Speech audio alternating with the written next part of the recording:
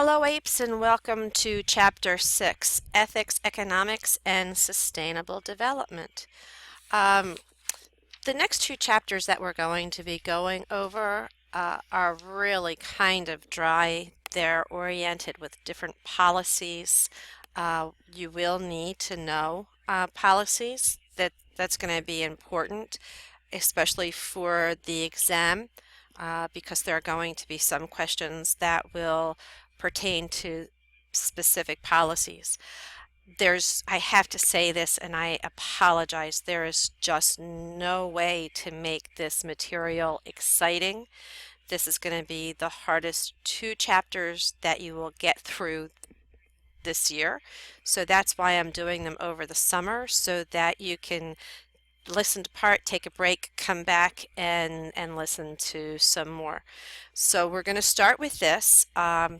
It is ethics, economics, and there's that wonderful sign that keeps coming up on this old computer. Again, my apologies for that. So let's get into our ethics, economics, and sustainable development. And in this lecture, we're going to take a look at culture, because culture is going to be something that will determine how people react to ideas of sustainability. We're going to discuss worldviews. Obviously, our best example is that we have a current administration and a current head of the EPA who they think that we can't impact our environment and we don't have to worry about sustainability, where there are other countries that are saying, hey, if we don't get on to this sustaining our resources, we're going to lose everything. So we'll compare those worldviews and choices. We'll look at what environmental ethics means. We're also going to consider economics, because economics drives our ability to protect the environment. Was just down in Ocean City, Maryland, and was visiting a friend who has a condo, and their condominium decided to stop recycling because it was too expensive. It was just more expensive and they wanted to save money, so they cut recycling out as an option.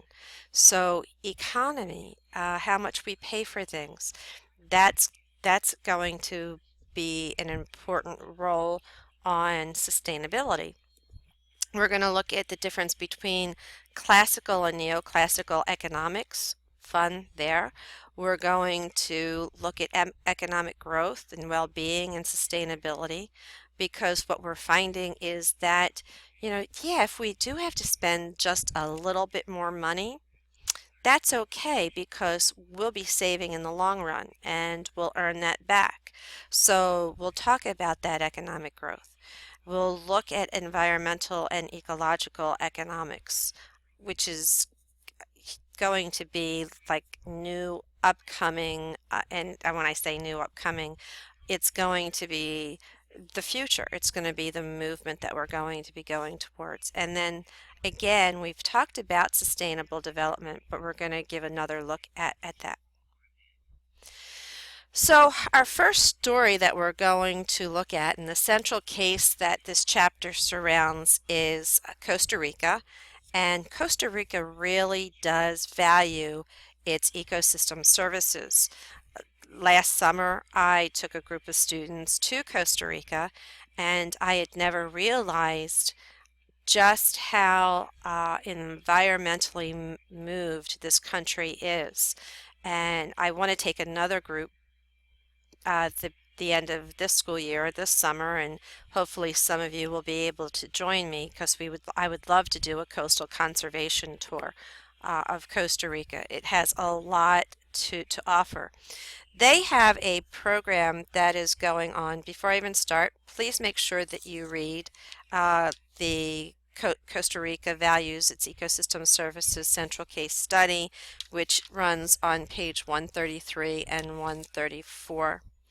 So they have a program that they've started in Costa Rica, and my Spanish is terrible, so I'm not going to do the Spanish version, but it is called Payment for Environmental Services, or PSAs. And Costa Rica's PSA program has been one of a conservation success, and it's been active for the last decade. And there are actually countries that are taking a look at this payment for environmental services. What they say is that, and let me just go here, um, that the nature actually provides ecosystem services. Ones that we're going to talk about, we've mentioned earlier, page 3, and we're going to talk more about in future chapters.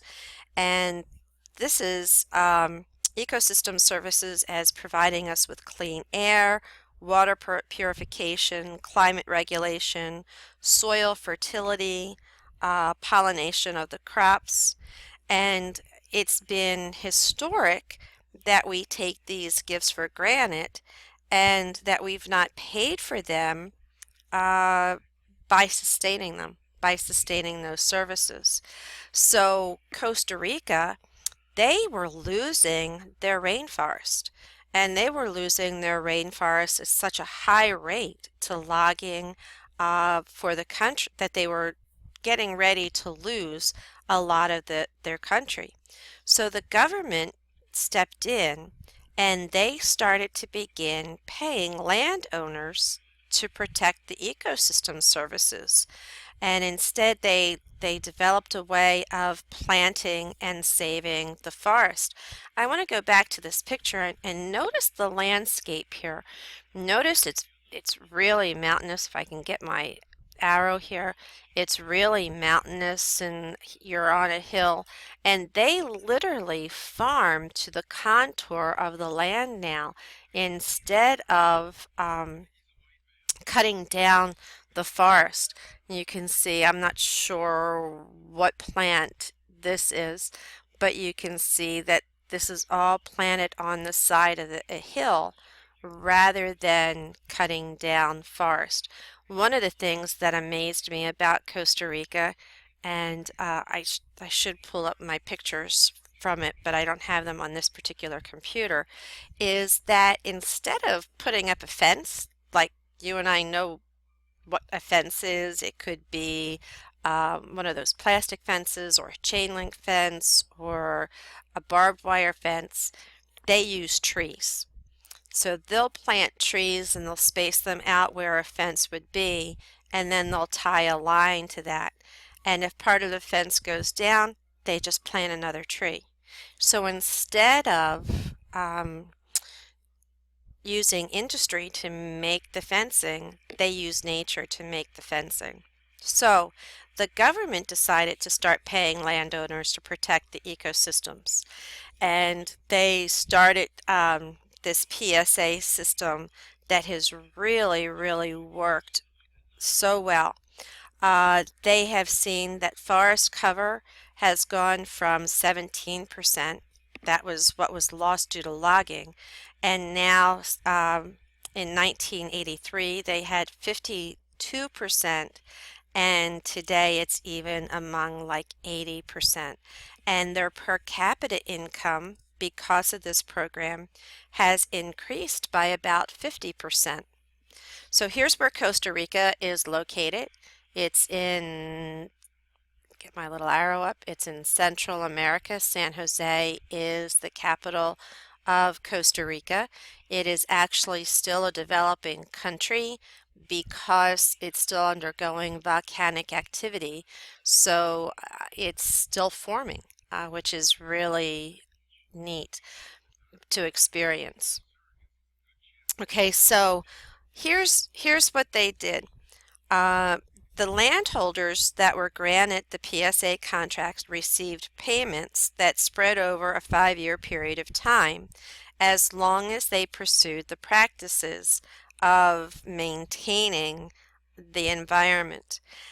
These payments averaged $78 per hectare per year, and also if we're talking about what we know, that's about $32 per acre per year. So the watershed, the PSA program recognized 4 ecosystem services that they looked at, and that was watershed protection. And this is where they realized that the forests are going to clean the water by filtering pollutants, and that they were also the places that conserve the water and reduce soil erosion. And they focused on biodiversity, and Costa Rica is one of the richest areas for biodiversity, especially in the tropical rainforests. Scenic beauty, so they brought in ecotourism, and absorption of storage of carbon, and that's what the trees in the rainforest does. And this is by pulling greenhouse gases out of the atmosphere by maintaining the forest and helping to slow global warming. So in order to get to this route, they looked at different disciplines in order to place value. And values are something that we look at to affect our decisions and our actions and to justify why we're doing this. And what they wanted to focus on was being able to solve the environmental problems that they had, and also in turn understand how the natural systems work. If they had an understanding of that, then they would be able to tell the people how they needed to set up their farms and how they could have less impact of the land. So values, as it says here, shapes human behavior.